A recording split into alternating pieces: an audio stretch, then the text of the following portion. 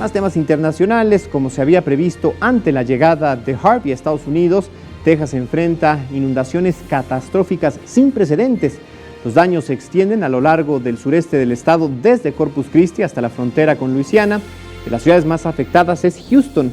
Desde que tocó tierra el viernes pasado, Harvey ha provocado la muerte de por lo menos 8 personas y un número incalculable de casas y negocios dañados. Al momento, los cuerpos de emergencia han rescatado a cerca de 2,000 personas. Se tiene previsto que las lluvias continúen cuando menos hasta el próximo viernes. El presidente de Estados Unidos, Donald Trump, declaró estado de emergencias tanto para Texas como para Luisiana y confirmó que mañana visitará las zonas afectadas. El Consulado de México en Houston cerró las oficinas hasta por lo menos el próximo miércoles. Sin embargo, anunció que continuará monitoreando la situación y trabajando para solventar las necesidades de la comunidad mexicana.